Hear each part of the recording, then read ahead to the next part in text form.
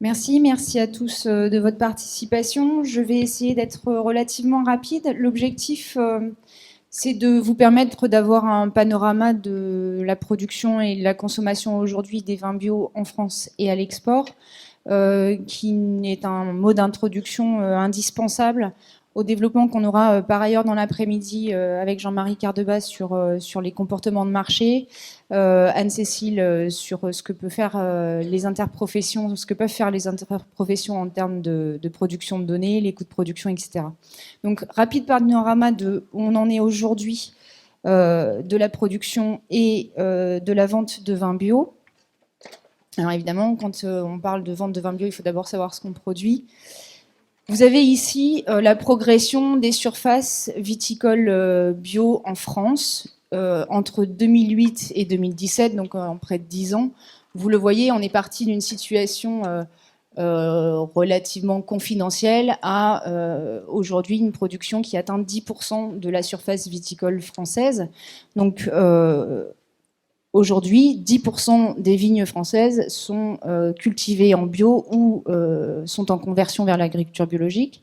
Ça représente 78 000 hectares et près de 6 000 producteurs actuellement.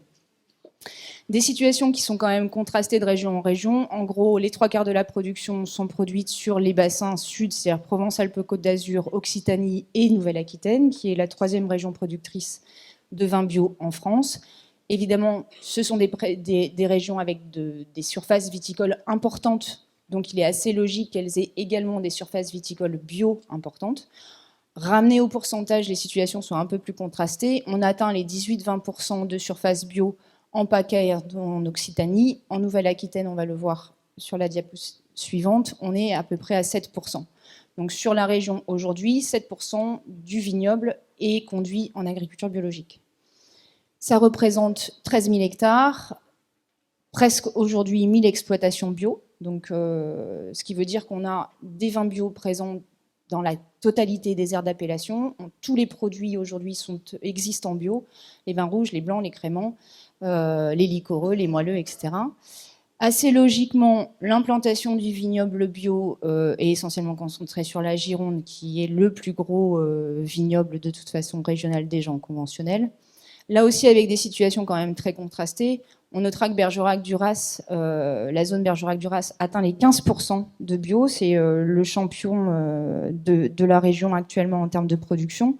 Gironde est un peu à la traîne.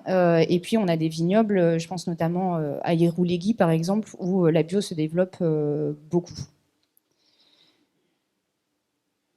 Il faut savoir que ce phénomène d'augmentation de la production, vous l'avez vu sur la première diapo, on est vraiment aujourd'hui sur un phénomène important d'augmentation de la production. On le constate en France, mais on le constate aussi ailleurs, et notamment en Espagne et en Italie. Vous avez là la progression des surfaces viticoles bio en Espagne et en Italie. Vous voyez les fortes progressions, ce qui veut dire aussi qu'on retrouvera, notamment sur les marchés export et les marchés internationaux, des concurrents avec des conditions de production qui n'ont rien à voir avec les nôtres et des produits qui n'ont rien à voir avec les nôtres, notamment en termes de rapport qualité-prix. La consommation, où est-ce qu'on consomme aujourd'hui du vin bio dans le monde ? Alors, vous avez la petite carte en haut à droite qui vous montre que 63% aujourd'hui des volumes de vin biologique sont consommés en Europe, et puis ensuite 2 grandes zones qui sont assez classiques chez nous.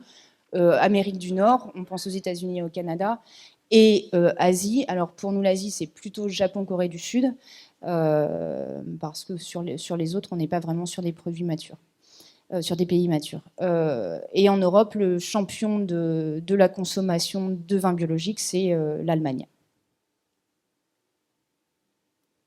Quand on parle consommation, il faut aussi s'intéresser aux consommateurs de vin bio. Les dernières études nous montrent que le consommateur de vin bio est essentiellement un consommateur de vin. Ce n'est pas un consommateur de produits bio, c'est un consommateur de vin avec les caractéristiques classiques d'un consommateur de vin. C'est intéressant pour nous parce que ça veut dire que On s'adresse à une clientèle viticole avec des progressions et une connaissance du marché qui est importante.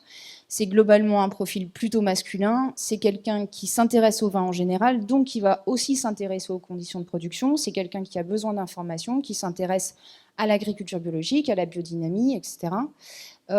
Et comme c'est un consommateur de vin, il a exactement les mêmes réflexes qu'un consommateur traditionnel, c'est-à-dire qu'il va d'abord regarder l'origine du produit, puis l'appellation, puis éventuellement rapport qualité-prix. Et le critère environnemental est un plus qui entraîne un achat, mais qui n'est pas le premier critère qu'il va rechercher. En gros, pour faire simple, je rentre chez un caviste, j'ai l'intention d'acheter une bouteille de Bordeaux, je suis sensible à l'environnement, je vais l'acheter en bio.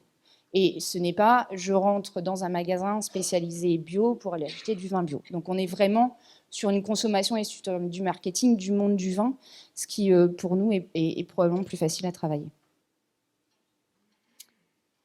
Rapidement, le marché de la consommation en France, une très forte demande. On a atteint aujourd'hui les 958 millions d'euros de chiffre d'affaires sur le marché français, avec des circuits de distribution. Je ne rentrerai pas dans le détail, mais on pourra en reparler. Essentiellement vente directe, magasins spécialisés, CHR et GD, grande distribution. Mais vous le voyez en tout cas, au niveau de la progression du chiffre d'affaires, elle est relativement marquante. C'est un marché qui a été multiplié par presque 4 en 10 ans. Un taux de croissance de 21% entre 2016 et 2017, c'est-à-dire que la demande en vin bio a augmenté de 21% cette année-là. Elle avait augmenté l'année précédente de 18%, l'année d'encore avant de 14%. Donc on est véritablement sur une demande qui est très importante et qui ne s'arrête pas. Je vous passe, parce qu'on n'aura pas le temps d'y revenir, mais le circuit de commercialisation. Sur le marché des vins bio à l'export, juste une diapositive pour vous montrer qui sont les champions de l'export en vin biologique. On retrouve nos collègues d'Occitanie, et je suis ravie que Jacques Frelin de Terroir Vivant soit ici pour apporter son regard cet après-midi, qui nous expliquera comment on fait de super chiffres comme ça, parce que vous l'avez vu, en revanche, pour Bordeaux et Sud-Ouest, on est un peu moins bon, donc on aura certainement du travail à développer sur ces marchés export. Et puis, répartition UE hors UE, essentiellement donc de la consommation intra-Union européenne, ce qui est relativement pratique parce que ça veut dire qu'on est soumis à exactement aux mêmes réglementations. Donc pas de réglementation spécifique sur les marchés export à partir du moment où c'est du commerce intracommunautaire. Et globalement, des perspectives qui restent très intéressantes avec de fortes croissances, à savoir qu'en 2012, le vin bio sur le marché du vin représentait à peu près 1,62% des ventes et qu'on prévoit à horizon 2022 de passer à 7,68%. C'est encore petit, mais il faut bien prendre conscience qu'on est sur un marché de consommation du vin qui n'est pas forcément très porteur et que globalement, quand on vend du vin bio, ça se passe relativement mieux. Donc, pour conclure, une production qui s'est beaucoup développée, mais qui a aujourd'hui tendance à être un peu plus stable, et en revanche, une demande qui augmente de plus de 20% par an. Donc, transition ensuite pour savoir comment ça se passe dans ces cas-là. Merci, Gwenaëlle.